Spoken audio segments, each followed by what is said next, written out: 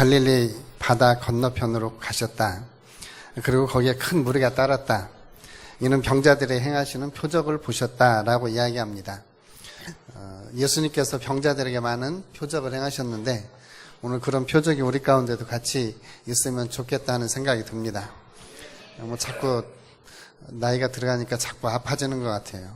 저도 지난주에 한 열흘 전에 발견을 했는데 복숭아 씨가 이렇게 조금 나왔잖아요. 근데 발을 씻으면서 오랜만에 발을 씻었어요. 실은 발을 잘 안 씻잖아요. 발 잘 씻으시나요? 예? 발만 따로 안 씻잖아요. 이렇게 그냥 샤워할 때 그냥 쭉 씻어 내리고 그냥 발을 거의 안 밟거든요. 근데 모처럼 발만 씻다가 이렇게 복숭씨를 보니까 이만큼 이렇게 나왔더라고요. 그래서 또 발목도 좀 아프기도 하고, 아파서 그냥 그러던 차에 이제 병원에 차일피일 미루다가 지난주에 한번 이렇게 가봤어요. 그랬더니 그게 이렇게 복숭아 뼈는 괜찮은데 이렇게 뼈하고 그 피부하고 그 사이에가 이렇게 물주머니가 있다더라고요. 그래서 이제 그 물주머니가 다니기에 불편할 정도로 커질 때까지 그냥 기다렸다가 병원에 다시 오라고, 지금은 그냥 살으라고. 그래서 이제 제가 설교 준비를 하면서 이 성경 말씀을 보면서 예수님이 와서 여기를 좀 고쳐줬으면 좋겠다 하고 기도를 했어요. 작아졌게요, 안 작아졌게요? 네, 저도 그러기를 바랍니다. 아직은 그냥 그대로 있습니다. 그래서 예수님께서 이렇게 좀 작아지게 해주시면 좋겠다. 우리 주님께서 이런 많은 표적들을 행하시는 것들이 우리 사람들에게 예수님을 가까이 하게 하셨습니다. 이제 그러면서 예수님께서 많은 사람들이 예수님께 모여들었는데, 이 모여든 사람들이 예수님의 입에서 나오는 말씀을 듣고 너무나 예수님 말씀이 좋은 거예요. 그래서 이제 말씀을 듣고 집에를 가야 되는데, 그대로 가다가는 이 빈들에서 기진해서 사람들이 죽을 것 같아요. 그래서 예수님께서 이 사람들을 굶겨서 보내지는 못하겠다. 이 사람들에게 먹을 것을 좀 주어서 보내야 되겠다 하시면서 그들에게 먹을 것을 주기 위해서 무엇인가 음식이 있어야 되는데 빈들이라 음식을 사 먹을 수가 없어요. 지금 같으면은 빵 공장에 주문해서 이렇게 갖다 주기도 하겠지만 그렇게 할 수가 없었습니다. 이제 그래서 예수님이 제자들이 어디서 구해온 어린아이 보리떡 5개와 물고기 2마리 이걸 가지고 큰 기적을 행하신 모습이 바로 오늘 오병이어의 기적의 모습입니다. 예수님께서 보리떡 5개와 물고기 2마리로 5,000명을 먹이신 사건, 이걸 우리가 오병이어 이렇게 이야기합니다. 우리 사복음서에 예수님의 기적이 기록이 되어져 있는데 예수님께서 행하신 기적들이 4개의 복음서에 다 나와 있는 것은 이 오병이어의 기적밖에 없습니다. 그러니까 이 오병이어의 기적은 굉장히 예수님의 삶에 있어서 중요한 사건이었다라고 하는 것을 우리들에게 다시 한번 보여주는 거죠. 오늘 이 오병이어 사건은 예수님이 십자가에서 죽으시기 약 1년 전쯤 행하신 그런 표적으로 알려져 있습니다. 유대인들은 유대 종교력으로 1월달, 니산월을 1월달로 계산을 하기도 하는데 그때는 바로 6월절을 기점으로 해서 1월을 이렇게 계산하기도 합니다. 저도 성경을 읽으면서 좀 혼동스러운 게 새해 첫날은 7월이에요. 근데 1월은 또 6월절에 있는 것을 새 달로 이렇게 또 시작을 합니다. 이 6월절은 애굽에서부터 빠져나올 때를 기념하는 절기. 그래서 유대인들에게는 국가가 세워진 절기이기 때문에 매우 중요한 그러한 국가 기념일적인 일입니다. 그리고 이날은 온 이스라엘 백성들이 축제로 행하는 그런 때입니다. 바로 그러한 축제의 때, 바로 그 때를 맞추어서 예수님은 오병이어의 표적을 행하셨습니다. 그래서 오늘 우리들도 한 달 좀 더 지나면은 부활절 기간, 그때쯤이 바로 6월절 기간입니다. 그래서 부활절이 다가올 때 우리들에게도 이러한 오병이어의 표적이, 그리고 우리의 삶에 오늘 예수님께서 행하신 많은 병자를 고친 표적들이 부활절 안에 우리들의 입에서 간증으로 되어 나올 수 있기를 주님의 이름으로 축복합니다. 성지순례를 가면은 이 오병이어를 예수님이 행하신 곳에 오병이어 기념교회가 세워져 있습니다. 갔다 올 때는 막 여행 중에 피곤해서 전혀 기억도 안 나고 갔다 왔다고 하더라. 이러니까 갔다 온 것이지 기억도 없습니다. 그래서 이제 오병이의 기적 교회를 이렇게 인터넷에 찾아보니까 아스름하게 기억이 나더라고요.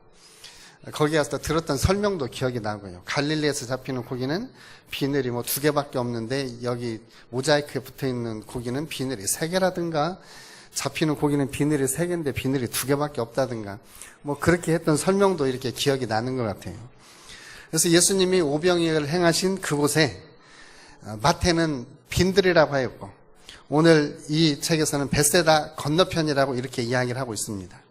그러니까 이때 6월절쯤이 되면 유대인들은 예루살렘으로 가기 위해서 많은 사람들이 순례길을 행합니다. 그 순례길을 행하면서 예수님을 만났고 그리고 예수님은 오늘 저희가 읽었던 2절 말씀처럼 표적을 많이 행하셨기 때문에 그 표적을 보고 많은 사람들이 예수님을 따라왔습니다. 그리고 그 예수님 행하시는 표적 하나하나는 다 예수님이 메시아이심을 우리들에게 보여주는 그러한 표적이었습니다.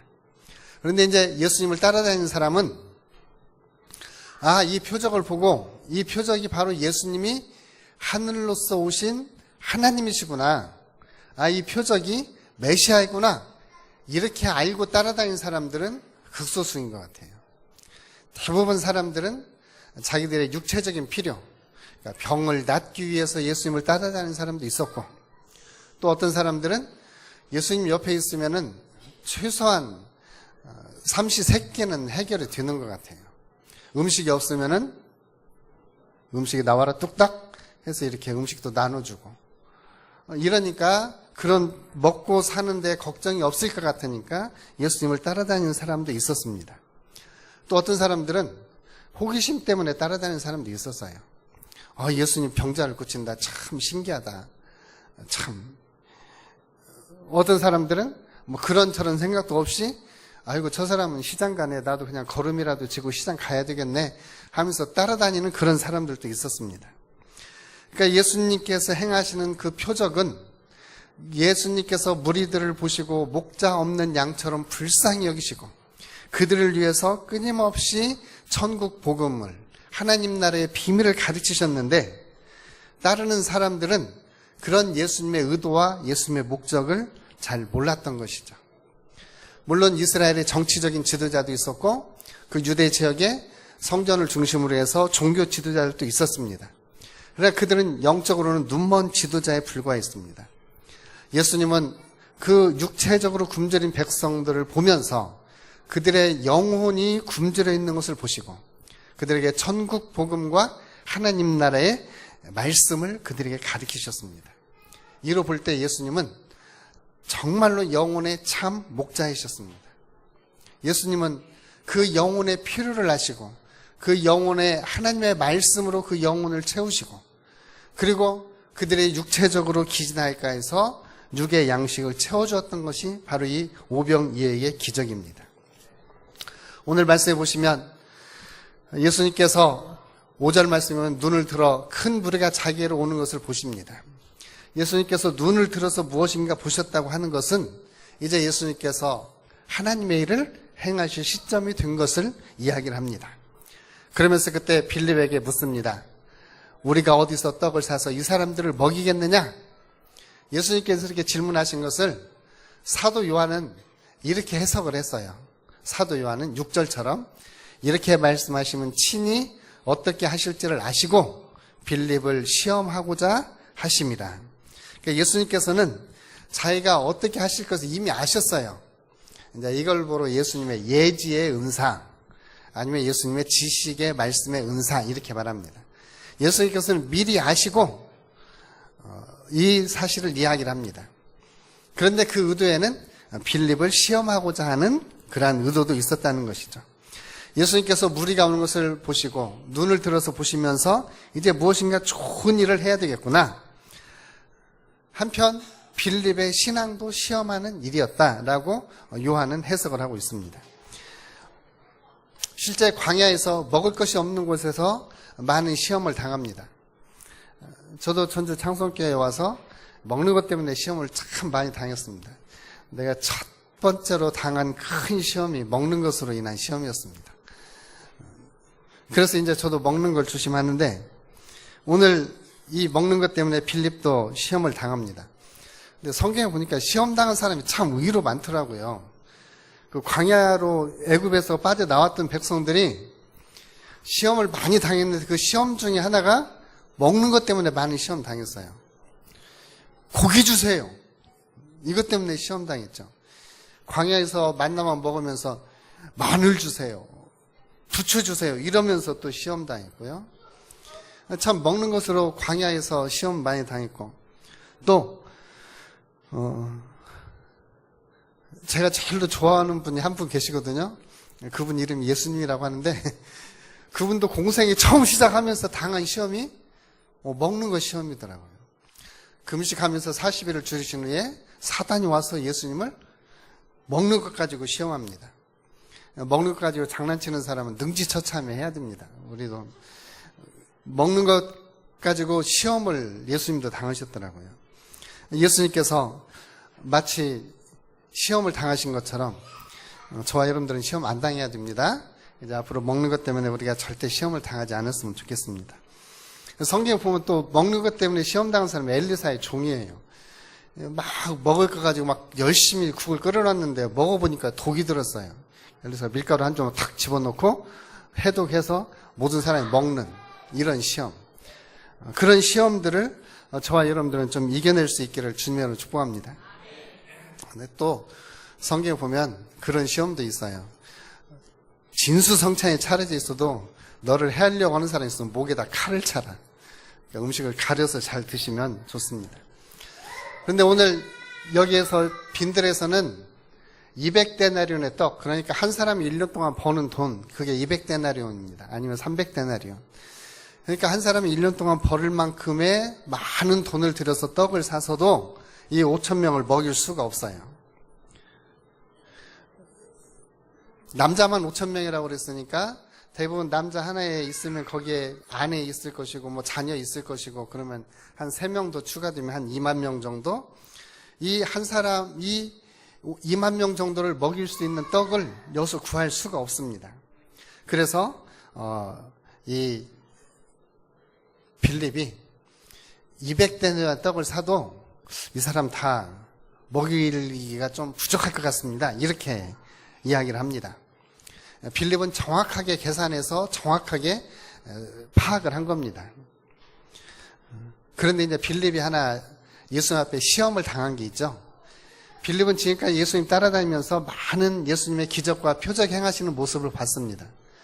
그런데 빌립이 여기서 계산하지 않은 것은 예수님이 무엇인가 할 수 있을 것이다 라고 하는 것을 계산하지 않은 거예요. 다시 말하면 빌립은 현실적으로는 정확히 계산했지만 예수님이 무엇인가 할 수 있을 것이라고 하는 신앙적인 계산은 하지를 않은 것입니다. 그래서 말인데요. 저와 여러분들도 이 신앙의 건망증 때문에 그냥 건망증도 있지만 신앙 부분의 건망증 때문에 이 빌립처럼 주님이 무엇인가 할 것을 기대하지 않는 이런 경우들이 있습니다. 그래서 빌립이 오늘 저와 여러분들에게 눈물로 충고하는 게 있습니다. 나처럼 신앙의 건망증 때문에 예수님한테 시험당하지 말고 예수님이 어떤 상황에 있어든지 예수님이 말씀하시면 그 예수님 말씀에 대해서 신뢰하십시오. 이렇게 빌립이 우리에게 충고하고 있습니다. 동일한 상황에서 안드레는 이렇게 말합니다. 여기 한 아이가 있는데요. 9절에 이 보리떡 5개하고 물고기 2마리가 있습니다. 이게 어린아이의 도시락입니다. 이게 있는데 어떻게 좀 안 되겠습니까? 하면서 빌립이 안 되던 것을 이 안드레는 혹시 예수님이 뭐 방망이를 한번 휘둘르든지 말씀하셔서 뚝딱 하시면은 어떻게 뭐 해보겠지만 다른 유의 방법은 없습니다. 아마 이런 식으로 말을 하는 것 같죠. 그러니까 이 안드레도 철저하게 현실주의적인 입장에서 예수님이 무엇인가 하지 않으면 아무것도 할 수 없다라고 하는 것을 여기서 안드레가 이야기를 합니다. 오늘 저와 여러분들도 무엇인가가 문제가 있고 무엇인가 어떤 상황이 되어지면 이 안드레처럼 혹시 예수님이 무엇인가 하시면은 할 수도 있을 것 같습니다. 예수님이 하시면은 그것이 될 것 같습니다. 이런 예수님에 대한 기대, 예수님에 대한 기대 심리, 이것을 좀 같이 가졌으면 좋겠습니다. 이제 이것을 우리 말로는 그냥 믿음, 예수님에 대한 신앙 이렇게 말하죠. 예수님이 무엇인가 좀 하실 것 같은 이런 상황. 이제 그때 10절에 보면 잔디가 많고 사람들이 예수님의 사람들을 떼를 지어서 앉히게 하십니다. 예수님은 무리들을 긍휼히 여기셨고 그 무리들은 예수님과 제자들의 말을 잘 따라서 그들은 떼를 지어서 앉습니다. 어쩌면은 예수님의 말씀에 대해서 무리들과 제자들이 적극적으로 순종했기 때문에 바로 이 기적이 일어나지 않았을까요? 그런 생각이 듭니다. 오늘 우리들의 삶에서도 예수님이 말씀하시고 그리고 그 말씀에 대해서 내가 순종하는 자세를 취할 때 예수님 우리의 삶 속에서 동일한 기적을 이루시리라고 믿습니다. 물론 우리가 신학적으로는 기적은 사두시대로 끝났다 이렇게 말하지만 저희들이 조직신학에서 이야기할 때는 이렇게 말합니다. 예수님께서 행하시던 표적과 기사는 그리고 사도들이 행했던 표적과 기사는 사두시대로 끝났다. 다만 하나님이 이 땅을 섭리하시는 가운데서 하나님의 섭리론적인 면에서 하나님은 여전히 우리 가운데 교회에 주신 은사를 통해서 표적과 기사를 행하신다. 그래서 오늘 하나님께서 하시는 일을 위해서 우리들에게 은사를 주시고 다양한 은사를 주시고 그 은사를 통해서 이러한 표적과 기적을 우리 가운데 행하시는 것입니다.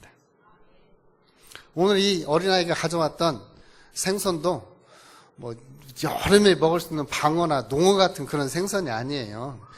멸치 같은 어린애 도시락에다 농어 싸줬겠어요? 멸치 같은 거 이렇게 좀 싸준 거죠. 그러나 그것을 가지고 예수님이 표적을 행하신 것은 이 음식을 수단으로 삼아서 많은 사람들에게 먹이심으로써 예수님이 무엇을 가리키느냐? 이 표적을 일으키는 것은 단순히 육신의 양식만 채우는 것이 아니다. 이 표적을 일으킨 것은 예수님이 하늘에서 내려온 생명의 떡인 것을 알아라 라고 가르쳐 주시는 겁니다. 오늘 예수님께서 표적을 행하시기 전에 사람들을 먼저 이렇게 앉게 하시고 그 떡과 물고기를 가지고 하늘을 우러러 축사하십니다. 하늘을 우러러 축사하십니다. 먼저 우리는 하늘을 우러러 보는 게 필요합니다. 우리 시편 기자는 시편 121편 1절과 2절에서 이렇게 말합니다. 내가 산을 향하여 눈을 들리라. 나의 도움이 어디서 올까? 나의 도움은 천지를 지으신 여호와에게서로다. 우리의 눈을 들어서 바로 하늘을 우러러 보는 것이 필요해요. 예수님께서 죽은 나사로를 살리실 때도 하늘을 우러러 보면서 기도하셨습니다. 오늘 저와 여러분들도 우리의 눈을, 우리의 시선을 바로 하나님께 집중하고 하나님의 도움을 구하는 이러한 자리에 서야 될 줄로 믿습니다. 예수님께서는 이 사람들을 위해서 그야말로 사람이 하나님의 말씀으로 산다고 하는 걸 보여주시기 위해서 예수님은 이 표적을 행하십니다. 이어서 예수님은 이것을 가지고 축사하십니다. 제자들은 이 보리떡 5개, 물고기 2마리 정도 이렇게 생각을 했지만 예수님은 그것을 가지고 하나님 앞에서 축사, 이게 감사를 드리는 거죠. 감사를 하나님 앞에 드립니다. 제자들은 어린아이 음식에서 감사를 발견하지 못했지만 예수님은 그 음식에서 정말 감사하고 그 감사하는 걸 가지고 하나님 앞에 기도했습니다. 그래서 예수님 우리에게 이렇게 말씀하십니다. 내가 너에게 말하노니 무엇이든지 기도하고 구하는 것은 받은 줄로 믿으라. 그리하면 너희에게 그대로 드리라. 예수님은 기도하고 기도한 그것이 그대로 이루어질 것을 예수님은 믿었어요. 이게 예수님이 하늘을 향해서 축사했던 것입니다. 그리고 이제는 그 믿음으로 행해서 그 떡을 떼어서 사람들에게 줍니다. 그때에 5,000명이 먹고도 남은 조각을 거두니까 12바구니에 찼더라라고 이야기를 합니다. 축사하신 음식으로 모든 사람이 배부르게 먹었습니다. 그리고 그 음식을 다 남은 것을 거두었습니다. 예수님만이 이 굶주린 백성들을 먹일 수가 있었습니다. 예수님이 이렇게 굶주린 백성들을 먹이신 것은 예수님이 예수님이신 것을 보여주실 뿐만이 아니라 예수님이 구약에 예언되어진 하나님의 아들이시다, 메시아다라고 하는 것을 보여주는 거예요. 시편 107편 8절과 9절 말씀, 여호와의 인자하심과 인생에 행하신 기적으로 말미암아 그를 찬송할지어다. 그가 사모하는 영혼에게 만족을 주시며 줄인 영혼에게 좋은 것으로 채워주시미로다. 하나님이 그 영혼을 채워주시는 것을 예수님은 여기서 보여주셨습니다. 예수님은 굶주린 육체도 채우시고 굶주린 영혼도 채워주십니다. 굶주린 육체와 영혼을 만족하게 먹여주실 수 있는 분, 그 영혼을 가장 풍성한 것으로 채워주실 수 있는 분, 그분은 바로 예수님이십니다. 그래서 이 예수님이 바로 하늘에서 내려오는 생명의 떡이라는 것을 예수님에게 보여주는 이정표와 같은 것이 바로 이 표적이었습니다. 잘 아는 길도 이정표를 안 보고 가면은 순간적으로 길을 잃어버릴 수 있습니다. 저도 고속도로를 탈 때 이제 좀 이따 이제 전주에서 나가야지 하고 옆 사람하고 잠깐 이야기하면 전주 톨게이트 지나서 그 다음에 남전주에서 나올 때가 종종 있습니다. 특히 2차선을 탈 때는 괜찮은데 1차선으로 발 뒤꿈치 띄고 달릴 때는 쉽게 지나서 남전주에서 내릴 때가 많아요. 순간적으로 이렇게 지나쳐서. 우리 살아가면서 우리가 이렇게 간과하는 것, 스쳐 지나가는 것들, 아니면 우리가 놓치는 것들 의외로 많이 있습니다. 예수님께서 우리의 삶에서 무엇인가 행하면 그것이 우리의 삶의 이정표 같은 거예요. 그런데 우리는 그 이정표를 못 보면 그냥 스치고 지나가 버립니다. 하나님 우리의 삶에 세미한 음성으로 들려주시는 감동, 하나님 우리의 삶에 다른 사람을 통해서 내게 보여주시는 표적과 기적 같은 일, 이것이 하나님이 우리에게 보여주시는 이정표예요. 그걸 간과하지 마시고 그 이정표를 보고 정확하게 예수님을 붙잡으셔야 됩니다. 그렇지 않으면 예수님 따라다니는 군중들처럼 돼요. 군중들이 하는 일이 겨우 무엇인지 아십니까? 15절. 예수님 왕 삼으면 우리 먹고 사는 건 부족함이 없겠다. 그러면서 예수님을 지상의 왕으로 삼으려고 합니다. 예수님이 로마의 압제를 물리치고 이스라엘의 국가를 회복할 그러한 왕이라고 생각을 하는 겁니다. 이게 전형적으로 육체적으로만 생각하는 사람들이에요. 예수님은 정치적인 왕, 현실적인 왕이 아니라 죄와 사망에서부터 그 영혼을 구원하실 왕으로 우리 가운데 오신 것입니다. 예수님은 예수님이 바로 생명의 떡이시고 예수님이 영생하는 떡이심을 가르치기 위해서 바로 이 표적을 예수님은 일으키신 것입니다. 오늘 요한복음 6장 25절부터 27절 말씀, 예수님께서 바로 하나님께서 주시는 생명의 떡이라고 성경은 이야기하고 있습니다. 사람들은 예수님부터 육신의 떡을 원하지만, 썩어질 양식을 구하지만 예수님은 그들에게 영생하는 양식으로 오신 것입니다. 그래서 예수님이 이렇게 말씀하십니다. 요한복음 6장 35절.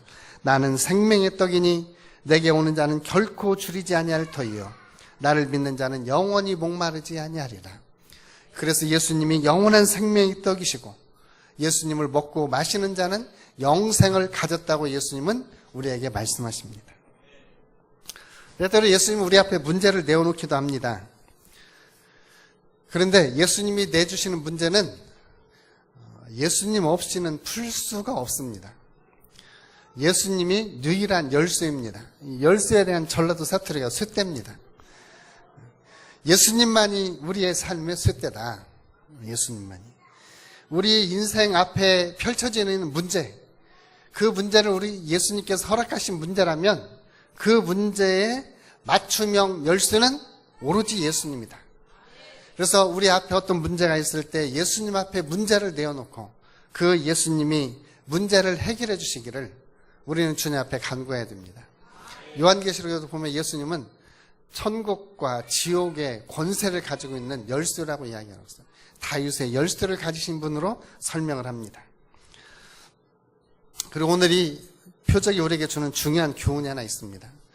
예수님은 오병이어에게 기적을 행하는데 아주 작은 그 도시락, 작은 선물을 이용해서 큰 기적을 행하십니다. 우리 자신들의 어떤 개인적인 편견도 있고 마음의 어떤 상처 때문에 그럴 수도 있고 우리가 믿음이 좀 적어서 그럴 수도 있습니다. 그래서 우리는 예수님 앞에 이렇게 생각하기가 쉽습니다. 뭐 예수님이 나 같은 거 가지고 뭘 하시겠어요? 이렇게 하면서 우리 스스로 위축되어지는 때가 있습니다. 근데 중요한 것은 우리가 약한 것이라고, 우리가 이렇게 미천한 것이라고, 미진한 것이라고 생각되어지는 것을 예수님 앞에 드릴 때, 예수님은 그것을 가지고 오병이의 기적을 행하실 수 있다고 하는 것입니다. 우리가 드리는 그 작은 것이 씨앗이 될 때, 이것이 30배, 60배, 100배의 결실을 맺게 할 수 있다고 하는 것입니다. 그래서 시편 기자는 이렇게 말합니다. 눈물 흘리며 씨를 뿌리는 자는 기쁨으로 거두리로다. 울며 씨를 뿌리러 나가는 자는 반드시 기쁨으로 곡식단을 가지고 돌아오리라. 우리의 작은 것이라도 주님 앞에 심으면 주님은 이것을 가지고 우리의 삶의 기적을 체험하게 하실 수 있습니다. 그리고 예수님은 어떠한 상황에서든지 우리의 답이십니다. 예수님은 어떤 상황에서든지 우리에게 해답이십니다.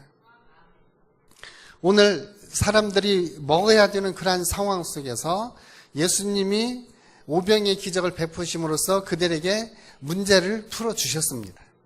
우리들도 우리의 힘과 능력으로 되지 않지만 예수님께 가지고 나아갈 때 어떠한 상황이라도 예수님 앞에 펼쳐 놓을 때 예수님이 바로 우리의 해답입니다. 예수님이 왜 우리에게 이런 해답을 주시느냐? 그분은 본성이 사랑이시기 때문에 그렇습니다. 예수님은 사랑으로 우리 가운데 최고의 것, 최선의 것을 주기를 원하십니다. 그리고 그 예수님 마음에는 우리를 사랑하는 마음, 긍휼히 여기는 마음이 있습니다. 그 긍휼과 사랑의 마음으로 예수님은 우리에게 가장 좋은 것을 주기를 원하십니다. 말씀을 정리합니다. 예수님은 우리를 구원하시고 우리에게 생명으로 풍성케 하기 위해서 우리 가운데 오셨습니다.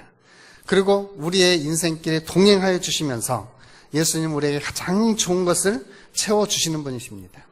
오늘 또 구하는 자에게 하늘 생명과 하늘 양식으로 우리의 영혼을 채워주십니다. 그래서 오늘 구역에서도 또 우리의 가는 길에서도 예수님과 함께 손잡고 그리고 예수님과 함께 그리고 예수 그리스도 안에 동행하시기를 주님의 이름으로 축복합니다. 기도하겠습니다.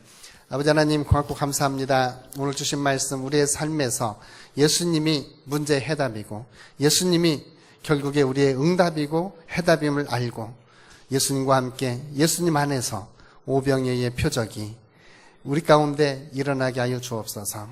예수님으로 영생 얻고 예수님으로 만족하는 삶을 살아갈 수 있도록 도와주옵소서. 예수님의 이름으로 기도합니다. 아멘.